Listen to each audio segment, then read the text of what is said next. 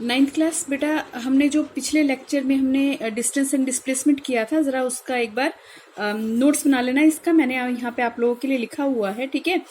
यहाँ पे डिस्टेंस और डिस्प्लेसमेंट के बीच में कुछ पॉइंट्स, डिफरेंस पॉइंट मैंने दिए हैं, ठीक है। डिस्टेंस इट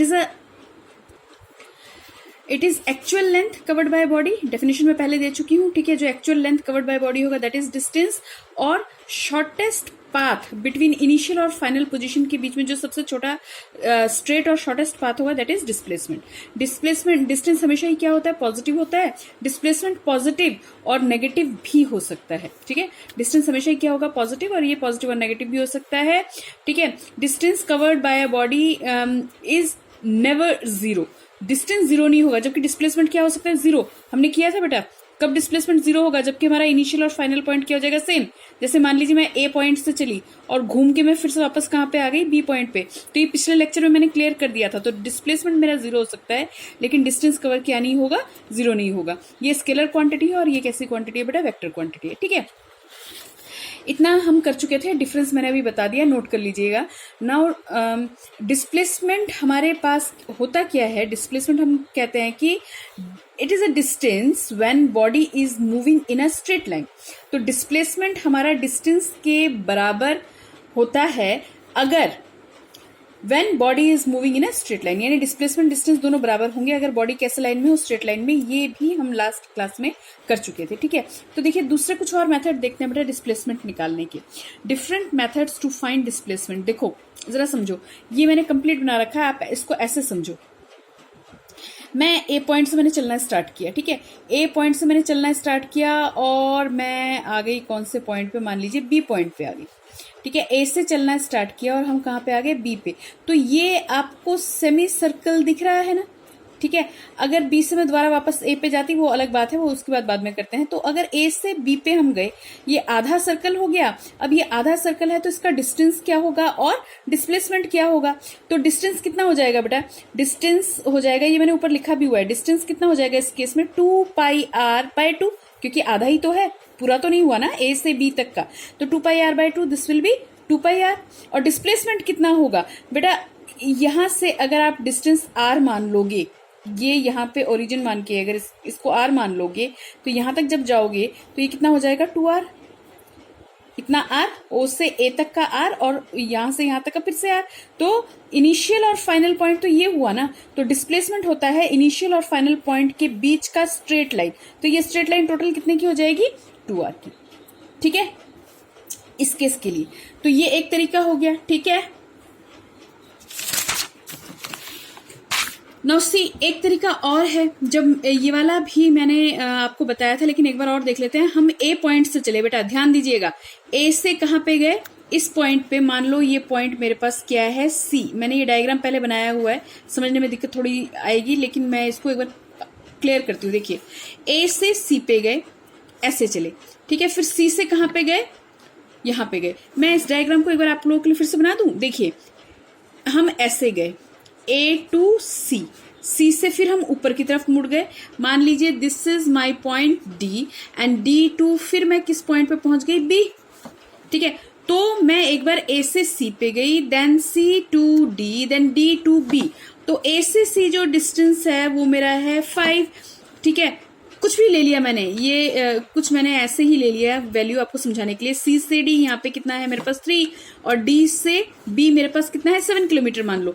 तो डिस्टेंस कितना होगा, actual path travelled by the body, कितना ट्रेवल किया, 5 + 3 + 7, 5 + 3 + 7 कितना आ गया, 15 मीटर। तो ये तो डिस्टेंस हो गया। अब इसका डिस्प्लेसमेंट जब मुझे निकालना होगा, तो डिस्प्लेसमेंट की बाय डेफिनेशन हम डिस्प्लेसमेंट को कैसे जानते हैं, इनिशियल पॉइंट ये यहां से शुरू हुआ, फाइनल पॉइंट ये बी पे आके खत्म हुआ। तो इसके बीच में तुम क्या कर दो, एक स्ट्रेट लाइन लगा दो, ठीक है। तो ये स्ट्रेट लाइन ए से बी कितना होगा, ये जानने के लिए ना हम क्या करेंगे, यहां से डी से बी जितना है उतना ही डिस्टेंस यहां तक होगा, इस पॉइंट तक जितना डीबी होगा उतना ही तो ये होगा, और जितना ये है उतना ही ये है ना। तो नीचे टोटल डिस्टेंस मेरा कितना हो गया, ये 5 है, ऊपर ये 7 है, तो ये वाला भी कितना हो जाएगा, 7 किलोमीटर हो जाएगा, ठीक है ना। तो 5 + 7, वही चीज मैंने यहाँ पे कर रखी है, 5 7, ये टोटल कितना हो गया, 12 हो गया, ठीक है। और ये साइड, क्योंकि ये इसके आमने सामने की साइड्स रेक्टेंगल में कंसीडर करेंगे तो आमने सामने की साइड्स क्या होती हैं, बराबर होती हैं। तो ये अगर 3 का था तो ये भी कितने का हो जाएगा, 3।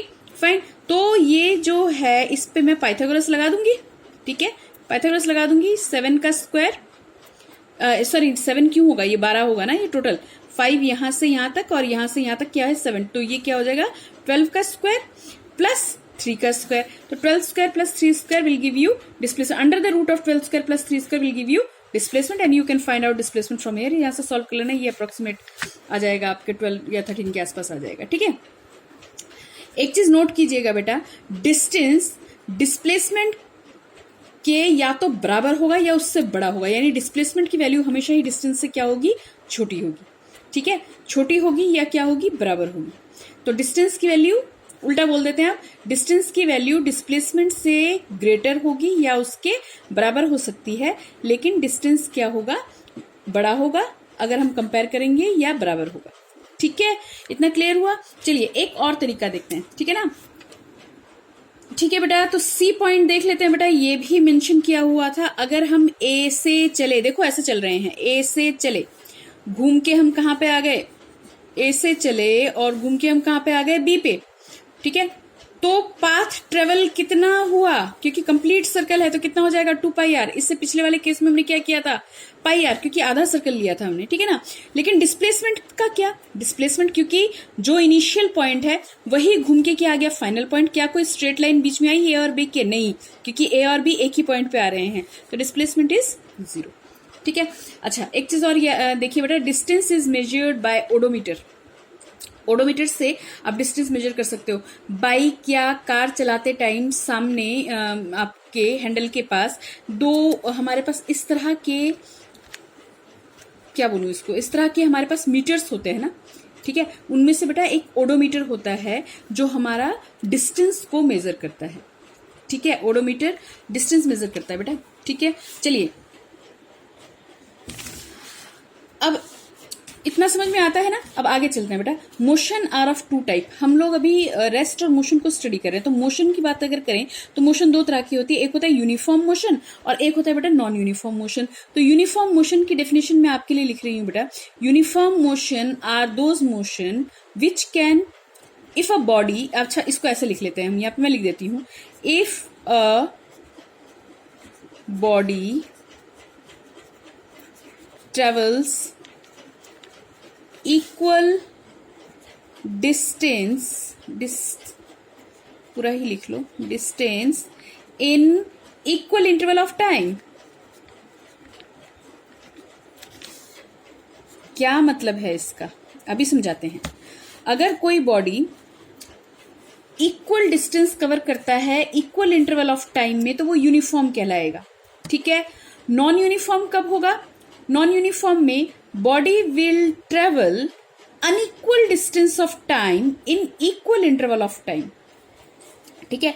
नॉन यूनिफॉर्म मोशन की डेफिनेशन क्या होगी, इफ अ बॉडी कवर्स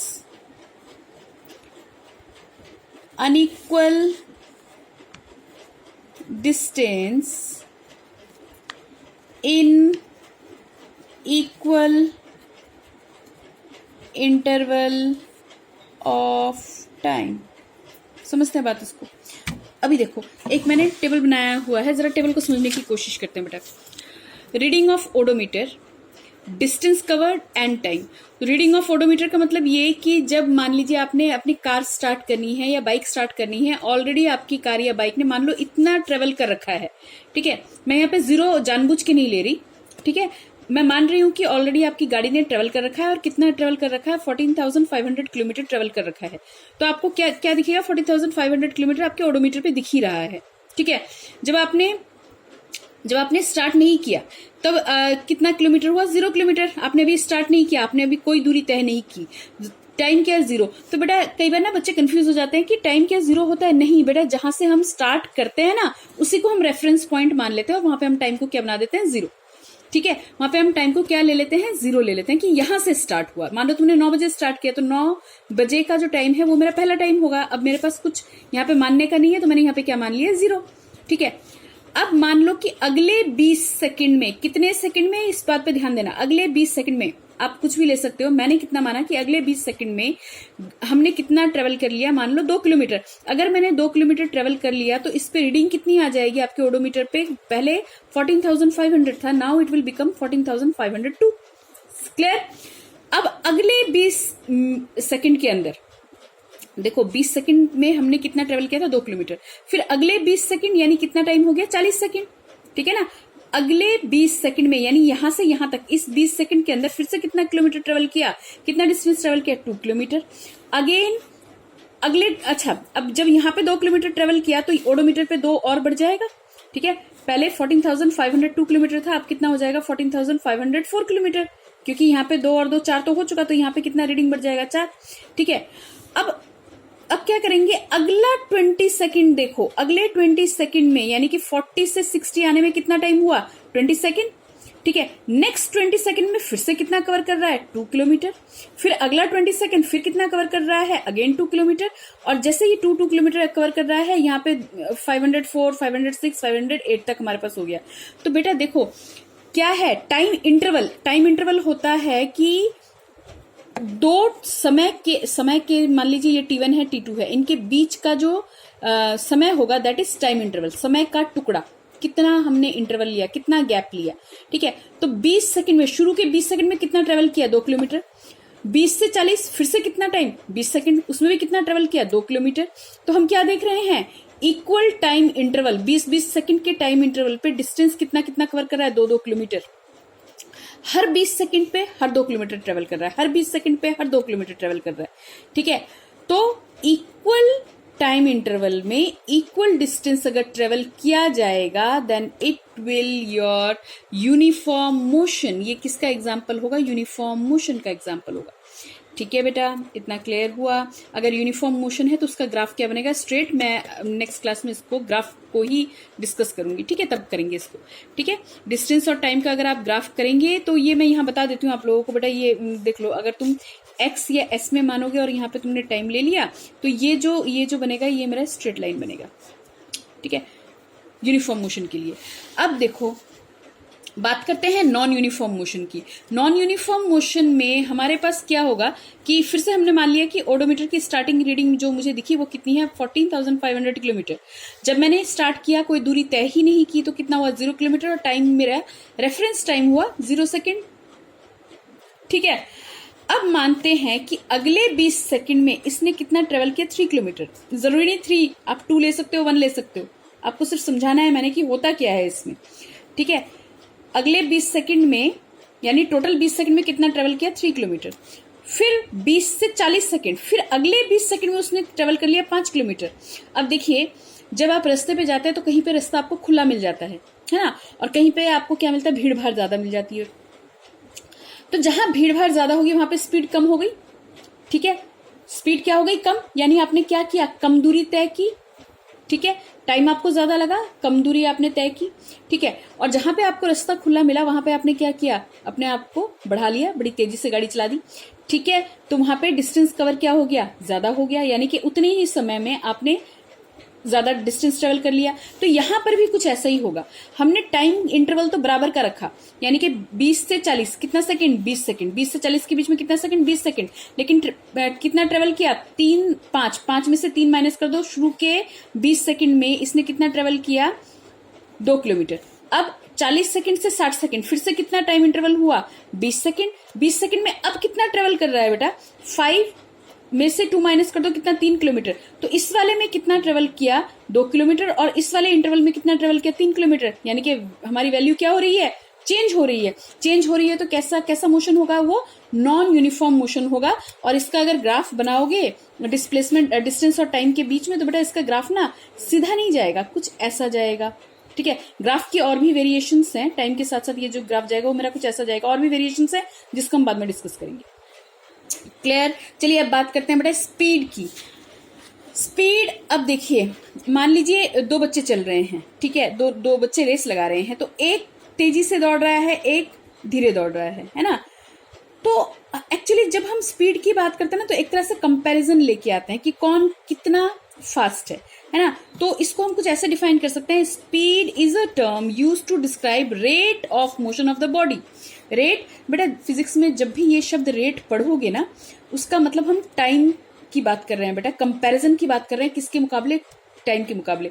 अब एक लड़का अगर 10 मिनट में मान लो 12 किलोमीटर दौड़ता है, मान लो 12 किलोमीटर दौड़ता है, 10 मिनट में 12 किलोमीटर दौड़ गया, ठीक है, ठीक है, हमने मान लिया 10 मिनट में 12 किलोमीटर दौड़ गया, और एक लड़का 10 मिनट में अगर 6 किलोमीटर ही दौड़ पाया, समझे मेरी बात, मैं क्या बोलना चाह रही हूं। तो स्पीड किसकी ज्यादा हुई, पहले वाले लड़के की, जो 10 मिनट में 12 किलोमीटर ज्यादा, 10 मिनट में 12 किलोमीटर दौड़ गया, उसकी स्पीड ज्यादा है किसके मुकाबले, उस लड़के के मुकाबले जिसने 10 मिनट में 6 किलोमीटर ही ट्रेवल किया हो। तो समझ में आ रही है बात। तो speed is a term use to describe rate of motion, कि कितनी तेज है या कितना स्लो है, ठीक है, ठीक है, ऑफ अ मोशन।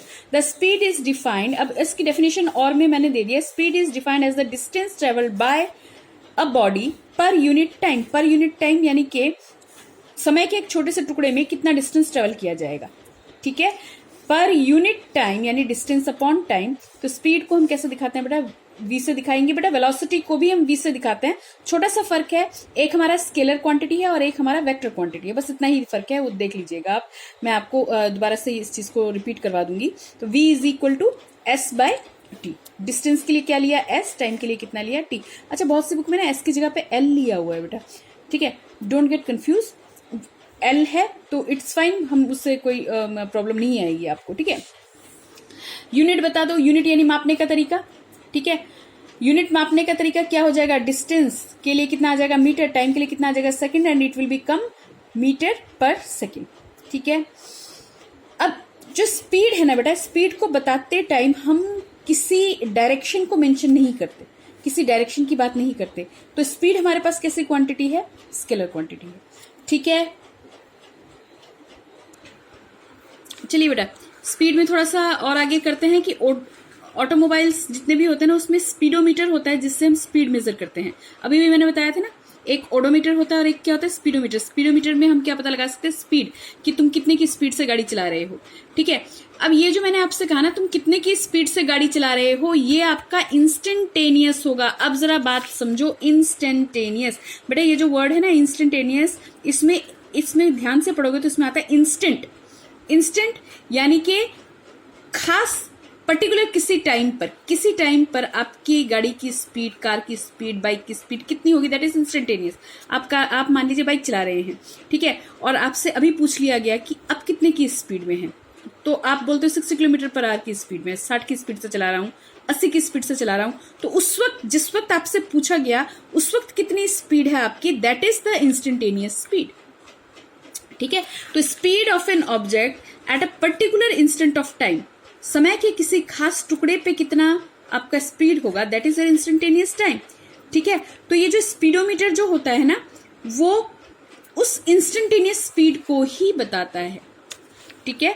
स्पीडोमीटर क्या बताता है, इंस्टेंटेनियस स्पीड को बताता है, ठीक है। अब आ जाते हैं बेटा एवरेज स्पीड। अब अगर इंस्टेंटेनियस स्पीड से कहीं आपको, अभी मैंने बोला, कहीं आपको रास्ता खुला मिलेगा, आपकी स्पीड बढ़ जाएगी, आप 80 की स्पीड से चला रहे हो, कहीं आपको जाम मिल गया, तो आप क्या करोगे, वहां पे स्पीड क्या हो जाएगी, स्लो डाउन। हो सकता है कि 20 की स्पीड से ही चले, 20 किलोमीटर पर आवर की स्पीड से, हो सकता है 30 किलोमीटर की स्पीड से ही चले, 30 किलोमीटर पर आवर की स्पीड से।